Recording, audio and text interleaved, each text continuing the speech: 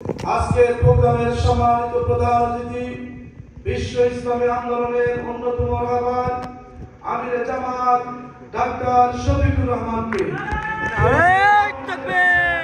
আমির Jamaat doctor Shafiqur রহমানকে শুভেচ্ছা স্বাগত। বাফুলাবাসীর পক্ষ থেকে বাফুলাবাসীর পক্ষ থেকে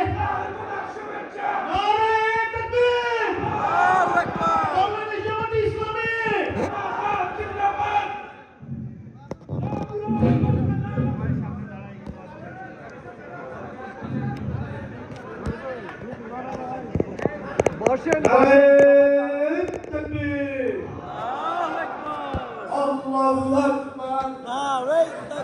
সামনের লোক বসেন, এই সামনের লোকের জন্য দেখা যায় না। সম্মানিত উপস্থিতি, এই পর্যায়ে বক্তব্য রাখবেন এই সামনের লোক বসেন, দেখা যায় না। বাংলাদেশি আমেরিকান কমিউনিটি অফ বাফুলোর উদ্যোগে আয়োজিত এই নাগরিক সংবর্ধনার সম্মানিত প্রধান অতিথি, বহু প্রতীক্ষিত মেহমান, আগামীর নেতা আমির জামাত ডাক্তার শফিকুর রহমান। বক্তব্য রাখছেন আমির জামাত ডাক্তার শফিকুর রহমান।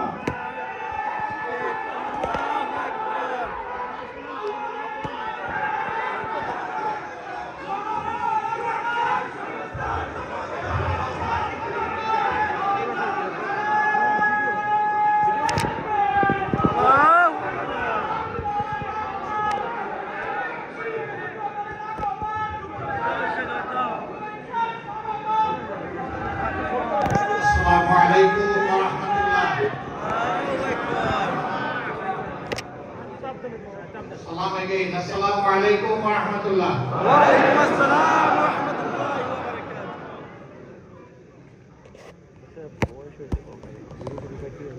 কেমন আছেন আপনারা?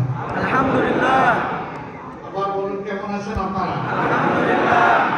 আলহামদুলিল্লাহ রাব্বিল আলামিন। ওয়াসসালাতু ওয়াসসালামু আলা রাসূলিহিল কারীম ওয়া আলা আলিহি ওয়া সাহবিহি ওয়া আহলি বাইতি আজমাইন।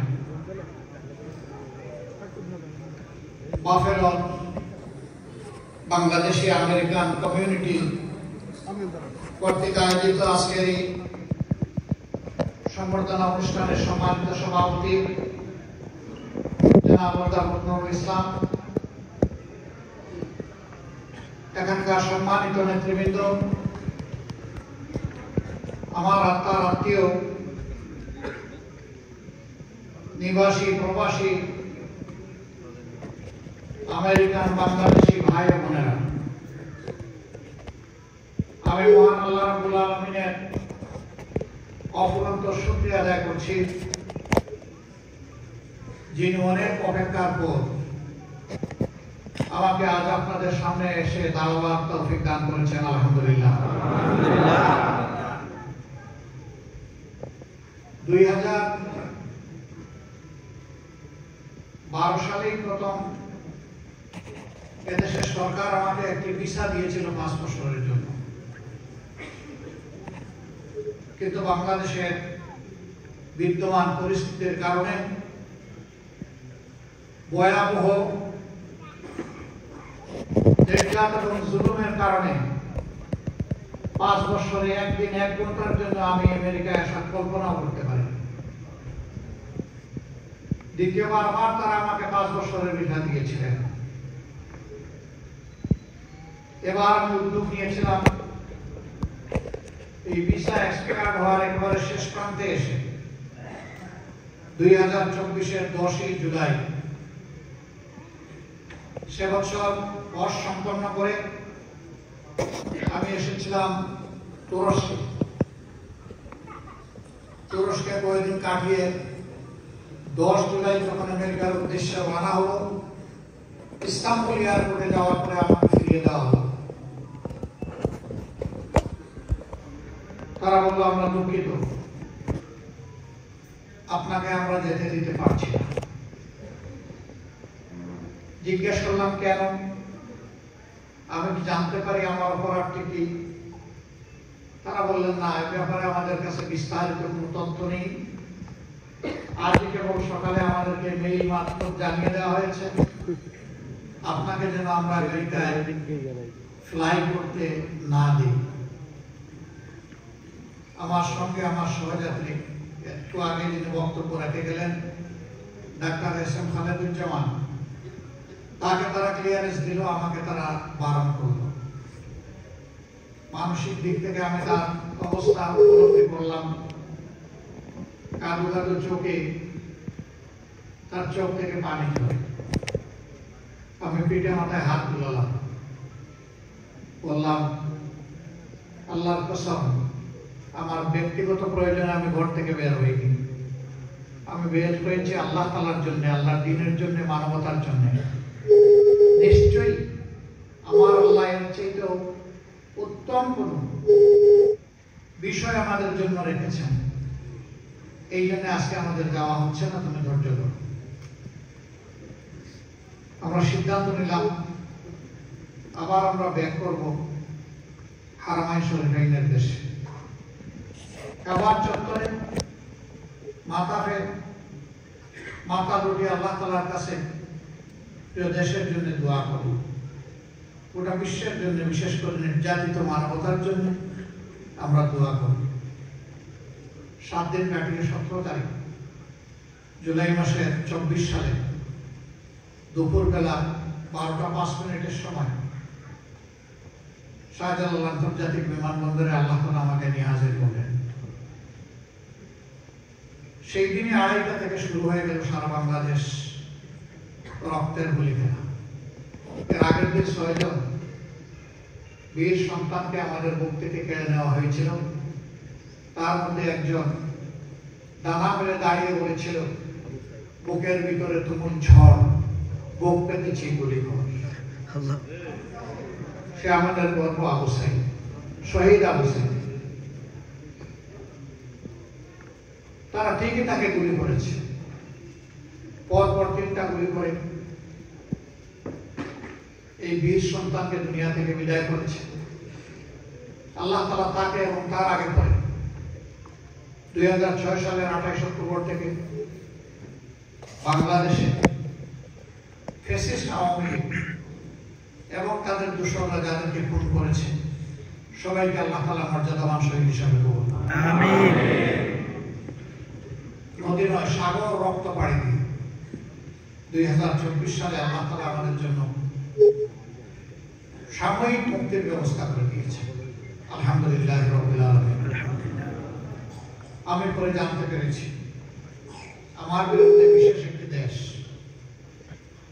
এবং তৎকালীন ফ্যাসিস্ট সরকার হাজার জাতের মিথ্যা প্রপাগান্ডা ওটা দুনিয়া ব্যাপী ছড়িয়ে দিয়েছিল, যার কারণে আমি আসতে গিয়েও আসতে পারিনি। যদি 5 আগস্ট এই পরিবর্তন না হতো, হয়তো আজকেও আপনাদের সামনে আমার দাঁড়ানোর সুযোগ হতো না। আল্লাহ তাআলা ভালো জানেন। আমি আরেকবার মহান মাহবুবের দরবারে এই মুক্ত পরিবেশটি আমাকে দেওয়ার জন্য হৃদয়ের গভীর অন্তর থেকে শুকরিয়া আদায় করছি। আলহামদুলিল্লাহ। আজ যখন নিউ ইয়র্ক থেকে আমরা ছোট্ট একটি ফ্লাইটে চেপে বাফলোতে আসছিলাম, আসমান থেকে বাফলের দৃশ্য দেখার সুযোগ হয়েছিল। মনে হলো আল্লাহ অপূর্ব সৃষ্টির রঙের মেলা এবং খেলা এখানে চলছে। একই গাছে বহু রঙের পাতা, এ আল্লাহ তাআলা এক নিদর্শন। করতে করতে সৃষ্টির করতে, কিন্তু আমার জীবনে এই দৃশ্য এটি আমার প্রথমবার দেখা। আমি বিশ্বের কোথাও এটা দেখিনি। এমন একটি মায়াবী জায়গায় আল্লাহ তাআলা আপনাদেরকে নিয়ে এসেছেন। আমি আপনাদের হয়ে আল্লাহ তাআলার দরবারে শুকরিয়া আদায় করি। আলহামদুলিল্লাহ। এখানে যারা এসেছেন সবাই শখের বশবর্তী হয়ে আসেননি দেশ ছেড়ে। শিক্ষা লাভের উদ্দেশ্যে, একটু সচ্ছলতা লাভের উদ্দেশ্যে কেউ কেউ এসেছেন, আর কেউ কেউ জুলুমের শিকার হয়েও এখানে এসেছেন। কেন এসেছেন? অন্তরে এই বিশ্বাস, এই আস্থা তৈরি হয়েছে, আমি যে দেশটিতে আল্লাহ আমাকে পয়দা করেছেন, এই দেশটি এমন একটা পরিবেশ পরিস্থিতিতে চলে গিয়েছে যেমন মনে হয় দেশটি যেন আমার দেশ নয়।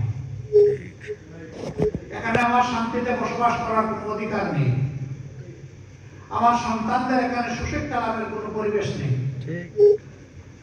আমার ঘরে, আমার চলাচলের পথে, আমার কর্মস্থলে, আমার জীবন, আমার সম্পদ, আমার সম্মানের কোনো নিশ্চয়তা নেই। একটি অস্থির, কনভঙ্গুর, ফ্রেজাইল সমাজের আমি একজন অসহায় নাগরিক, চলার পথের একজন বিত সন্ত্রস্ত পথিক। এই অনুভূতি যাদেরকে তারা করেছে, তারা তাদের জীবন সম্পর্কে বিকল্প বাধ্য হয়েছে।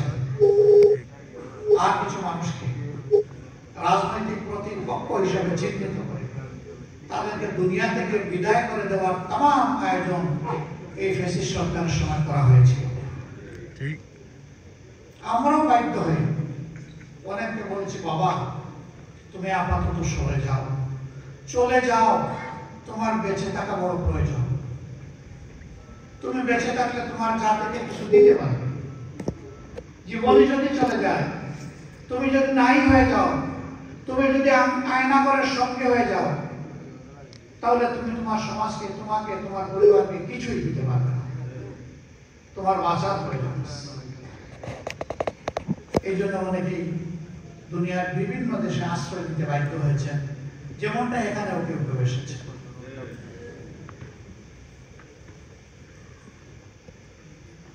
সম্মানিত বাফেরবাসী, আমি আজকে আমার চোখের সামনে এক খণ্ড ছোট্ট বাংলাদেশ দেখতে পাচ্ছি।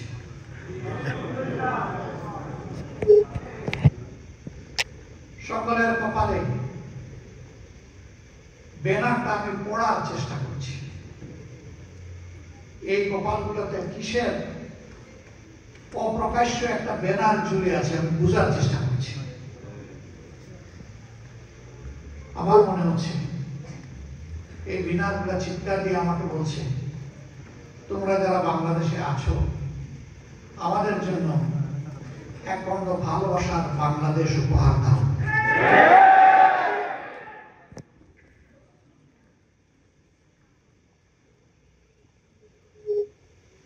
আমি বলছিলাম সেই দিন বিষণ্ণ মনে আমার সঙ্গী এই চাপ মেনে নিতে পারেনি। আমরা ফিরে গিয়েছিলাম 5 তারিখে, যখন এই পরিবর্তন হলো, তখন রাতেই তার সাথে দেখা হলো। আমি তখন বলেছিলাম যে ওই যে আল্লাহকে বলে দিয়েছিলাম যে আল্লাহর চাইতে ভালো কোনো কল্যাণ আমাদের জন্য রাখো। এই সময়টা যদি আমি যুক্তরাষ্ট্রে থাকতাম, তাহলে বাংলাদেশের এই বিপ্লব, এই পরিবর্তনের সাক্ষী আমি হতে পারতাম না। আল্লাহ তার নিজস্ব পরিকল্পনায় আমাকে ফিরিয়ে নিয়ে গিয়েছিলেন দেশে, যার কারণে আমি বিপ্লবীদের দিন রাতের সঙ্গী হতে পেরেছিলাম। তারা যখনই কোন জটিল পরিবেশের মুখোমুখি হয়েছে, আমার মতো একজন নগণ্য মানুষকে তারা স্মরণ করেছে, ফোন দিয়েছে। আল্লাহ দেওয়া বিবেক, বুদ্ধি এবং অভিজ্ঞতা থেকে চেষ্টা করেছি তাদেরকে গাইড করা। তবে আমি একা নই, আমি বিশ্বাস করি এরকম হাজারো মানুষ দেশ এবং বিদেশে তাদের জন্য দোয়া করেছে, পরামর্শ দিয়েছে, সহযোগিতা করেছে। তাই তারা সাহসী হয়ে উঠেছিল।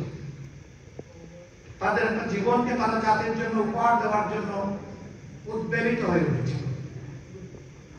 না হলে কি ছেলে বন্দুকের নল দেখার পরেও ডানা মেলে বলতে পারে যে আমার বুকে গুলি কর?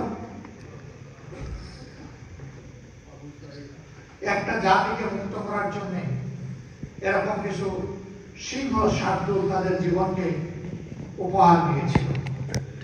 জাতি হিসাবে আমরা চিরকৃতজ্ঞ।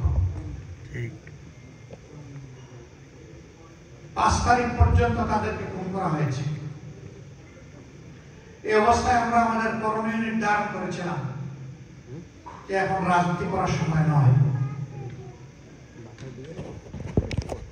এখন যে মা চোখ থেকে টপ টপ করে পানি ঝরছে, ওই মার সামনে গিয়ে দাঁড়িয়ে বললাম, মা, তোমার একটি সন্তান তুমি জাতির জন্য উপহার দিয়েছ, তোমার লক্ষ সন্তান আজ তোমার দুয়ারে আছে। আমরা আছি মা,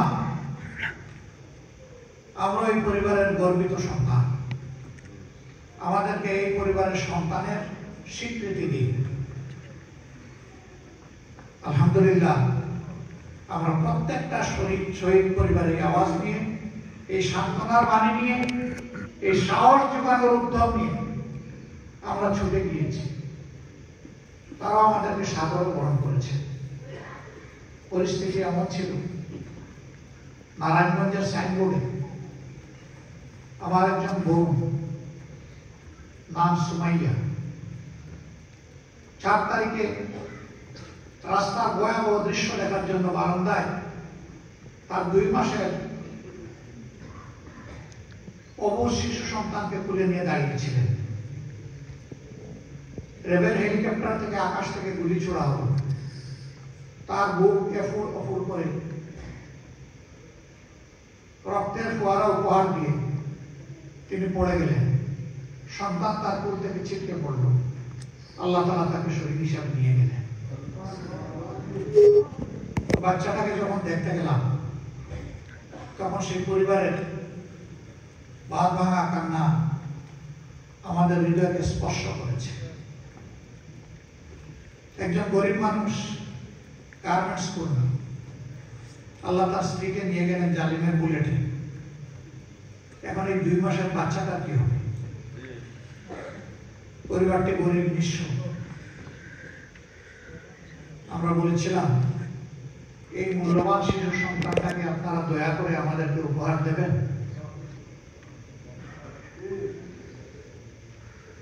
আমরা বড় কৃতজ্ঞ। তো বাচ্চার নানি আমাদের বলে বাচ্চাটা দিয়ে বললেন, আপনাদের দাবি পূরণ করলাম।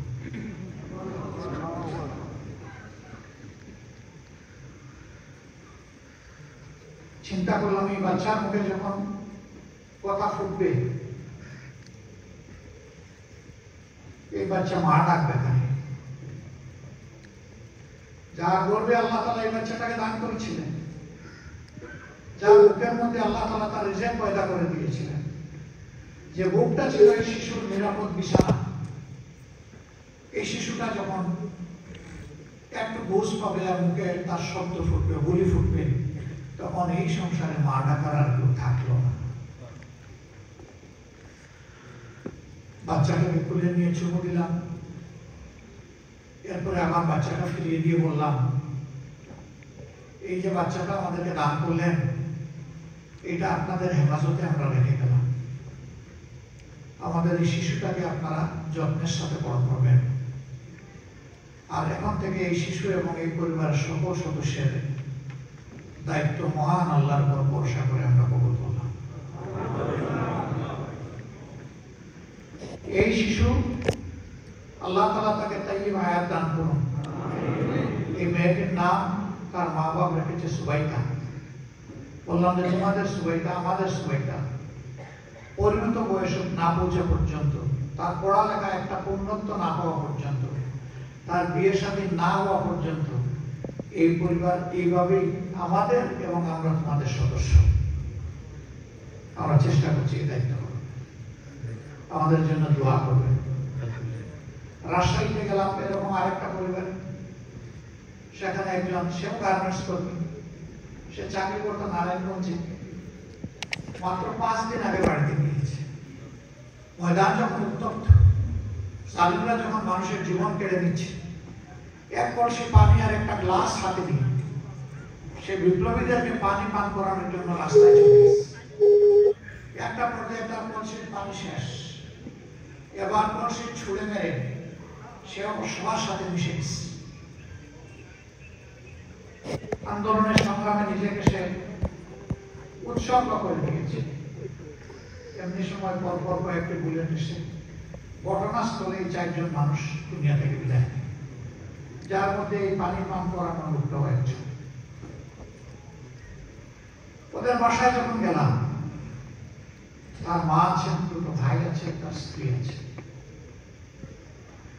সবাই আসলো, বিষণ্ণ চেহারা, কষ্টের চাদর গায়ে দিয়ে। একে একে যখন জিজ্ঞেস করলাম সবাইকে তাদের অবস্থা, একটা পর্যায়ে তার স্ত্রীকেও জিজ্ঞেস করলাম, মা তুমি কেমন আছো? ডুকরে কেঁদে বলল, আলহামদুলিল্লাহ আমি ভালো আছি, কিন্তু আমার গর্বে তো 6 মাসের সন্তান। আমাদের গরিবের সংসার তো চলছে, এখন আমার এই সন্তানটি যখন দুনিয়া আসবে তখন তার কি হবে? আমরা বললাম যে তোমাকে যখন মা ডেকেছি তখন তুমি ধরে নাও যে পরিবারের এবং জামাত ইসলামের অভিভাবক।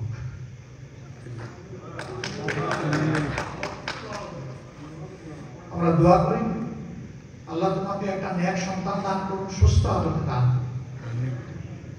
এবং ওই সুবাইদার মতোই আমরা বললাম, এও জীবনে যতটুকু লেখাপড়া করতে পারে তার মেধায় যোগ্যতায় মেধায়, সেই পর্যন্ত তাকে আমরা স্নেহ ভালোবাসা করে তুলব।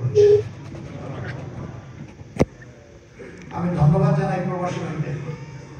একজন কানাডা প্রবাসী খবর পেয়ে আমাকে বললেন, আপনারা তো অনেক সুযোগ নিচ্ছেন, এই বেবিটাকে আমাকে একটু দিতে পারেন? আমি বললাম কিভাবে তোমাকে দেব? বলে যে দায়িত্বটা আপনারা পালন করছেন আমাকে সুযোগ দিন, আমি এই দায়িত্বটা পালন করছি। আলহামদুলিল্লাহ ওই মাস থেকে তিনি এই দায়িত্ব পালন করছেন। সন্তান দুনিয়া এসেছে,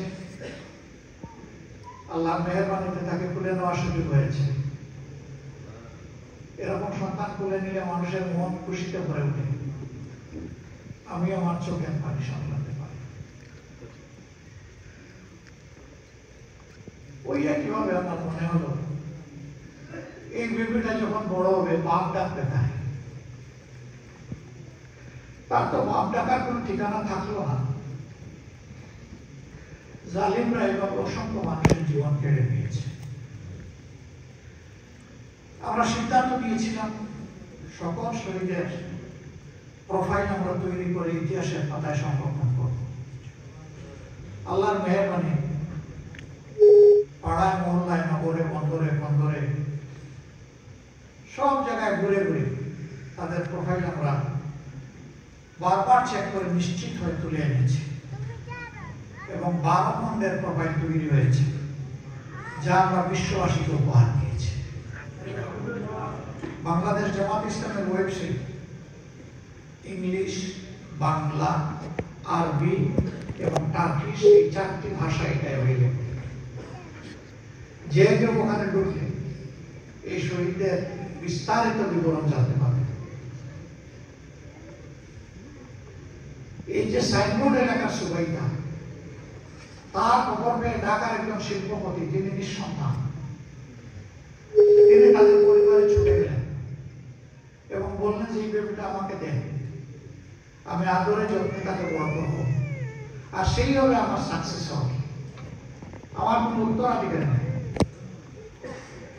সে দুনিয়া আল্লাহ আমাকে যা সম্পদ নিয়ামত দিয়েছেন সব সেই পাবে। পরিবারটি জবাব দিল, আমরা যাদের কোলে প্রথমে তুলে দিয়েছিলাম এটি আমাদের নয়, তাদের সন্তান। ওই কুলটাকে আমরা নিরাপদ মনে করেছি। তারাই সবার আগে আমাদের কাছে ছুটে এসেছিলেন। এই সন্তানের ব্যাপারে কোন ফয়সালা দেওয়ার অধিকার আমাদের নাই, আমরা শুধু পাহারাদারি করি। তিনি তখন জানতে চাইলেন এরা কারা, তখন আমাদের খবর পেয়ে তিনি আমার পর্যন্ত পৌঁছলেন। আমি বললাম, বন্ধু ভাই, আমি আপনার আবেগকে সম্মান করি, কিন্তু আমি নিজ থেকে জুড়ে কোনো সিদ্ধান্ত ওদের উপর চাপাই দিতে পারবো না। আমি আপনার এই আবেদনটা আবার আমার পক্ষ থেকে তাদের কাছে তুলে ধরবো, তারা যা বলবে তাই হবে। যখন আমি তাদেরকে বললাম বললো আমরা এইগুলোর ঠিকানা বদলাতে চাই না, আমাদের শিল্পপতি হওয়ার প্রয়োজন নেই, আমাদের একটি দায় এবং দরদ সম্পন্ন একটা মানুষ, একটা পরিবার, একটা দল আমাদের প্রয়োজন। আমরা এটা পেয়ে গেছি, আমরা বদলাবো না এই ঠিকানা। আমি ওনাকে বললাম যে আমি বুঝাতে ব্যর্থ হয়েছে, আমি পারি নাই ভাই, আমাকে ক্ষমা করবেন। আলহামদুলিল্লাহ, এই শহীদ পরিবারগুলো আমাদের বোঝা নয়, আল্লাহর কসম তারা আমাদের সম্পদ। আমরা যেন আজীবন তাদের প্রতি কৃতজ্ঞতা প্রকাশ করতে পারি এবং সম্পদ হিসাবে তাদেরকে যেন আমরা সম্মান দেখাতে পারি, আমাদের জন্য দোয়া করবেন। 34,000 যুবক যুবতী জীবনের তরে তারা পঙ্গু হয়ে গিয়েছে। কারণ এই 2 চোখ, কারণ এই 1 চোখ, কারণ এই 2টি হাত, কারণ এই 1টি হাত, কারণ এই 2টি পা, কারণ এই 1টি পা। আবার কেউ তার মেরুদণ্ডে বুলেট বিদ্ধ হয় আপন গৃহে কিংবা হসপিটালের বেডে, আজকে অবচেত পরে প্যারালাইজড হয়ে পড়ে আছে। এই আমাদের 24-এর বাংলাদেশ। বলেছিলাম 2006 সালের 28 অক্টোবর থেকে হায়নার তাণ্ডব শুরু হয়েছিল বাংলাদেশে। আল্লাহ তাআলার বড় মেহেরবানি, আল্লাহ তাআলা জাতিকে এই গজব এবং লানত থেকে হেফাজত করেছে। সম্মানিত ভাই বোনেরা, এই দেশটি আমাদের দেশ। আমার আগে খালেদুজ্জামান বলে গেছেন, দেশের প্রতি দরদ, ভালোবাসা, মমত্ব, এটি আল্লাহ তাআলার এক রহমত, বিশাল। নবী করিম সাল্লাল্লাহু আলাইহি ওয়াসাল্লাম মক্কা মুআজ্জামাতে যখন মদিনাতুল মুনাওয়ারায় হিজরত করছিলেন, তার উটের 2টি পা, সামনের 2টি পা মদিনার বর্ডারে চলে গেছে, পিছনের 2টি পা মক্কার সীমানার ভিতরে। লাগাম তিনি শক্ত করে টেনে ধরলেন, দাঁড়িয়ে গেল ও, ফিরলেন তিনি পিছনের দিকে, কেঁদে দিলেন, হায় মক্কা, তোমার সন্তানেরা আমাকে থাকতে দিল। তিনি বলছিলেন আর কাঁদছিলেন, চোখ থেকে পানি পড়ে পড়ে দাঁড়িয়ে একদম ভিজে গেল। সঙ্গী সিদ্দিক আকবর রাদিয়াল্লাহু তাআলা আনহু, হযরত আবু বকর, তিনি জড়িয়ে ধরে বললেন, হে আল্লাহর রাসূল, এমনটি করে কাঁদলে এই মক্কার একটা ডেড সিতে পরিণত হয়ে যেত।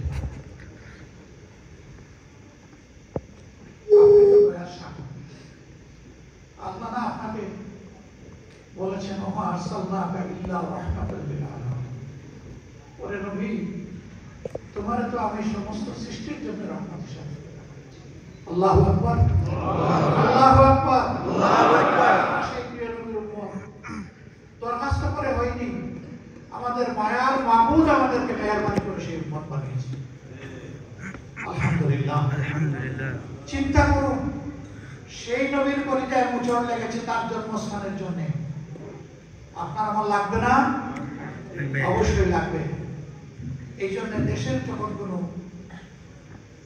ভালো কিছুর খবর আপনারা পান, আমাদের থেকে আমি বিশ্বাস করি আপনারা বেশি খুশি হন। আর যখন কোনো মন্দ বার্তা আপনাদের কানে পৌঁছে, আমরা যতটুকু বিষণ্ণ হই, তার চাইতে বেশি বিষণ্ণ আপনারা হন। বলবেন এটা কি আমাদেরকে খুশি করার জন্য বলছেন? Of course not.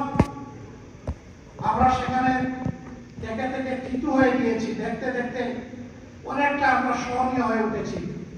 কিন্তু বাইরে যারা, তারা চিন্তা করেন, এ আমার জন্মভূমি, এ আমার প্রিয় দেশ, যেখানে আমি আল্লাহ তাআলা আমাকে পয়দা করেছিলেন, শৈশব কেটেছে, মানুষ হয়েছে, লেখাপড়া করেছি, খেলাধুলা দৌড়াদৌড়ি করেছি, কর্মস্থলে গিয়েছি, আমার হাজারো সাথীদেরকে রেখে এসেছি, আত্মার আত্মীয় প্রিয়জন আপনজনকে ফেলে এসেছি।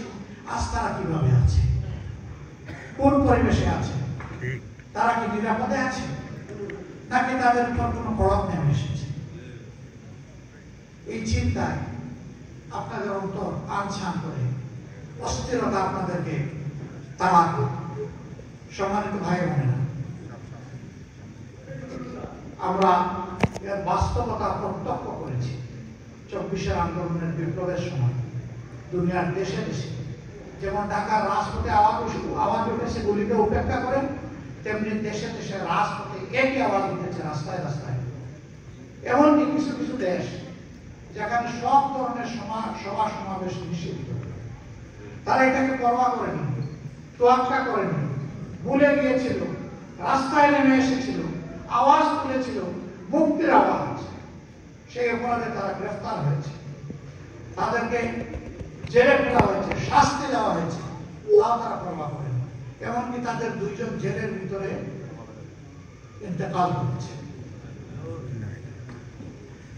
এর পাশাপাশি লেখালেখির মাধ্যমে সমানতালে আপনারা এই যুদ্ধে শরীর ছিলেন।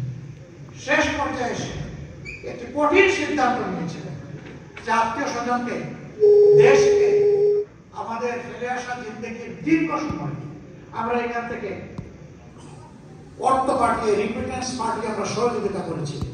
আজকে দেশ পাঠানোর জন্য এই জালিমদের চাকাকে স্থবির বন্ধ করে দেওয়ার জন্য, স্তব্ধ করে দেওয়ার জন্য আজ থেকে আমরা রিমিটেন্স পাঠাবো।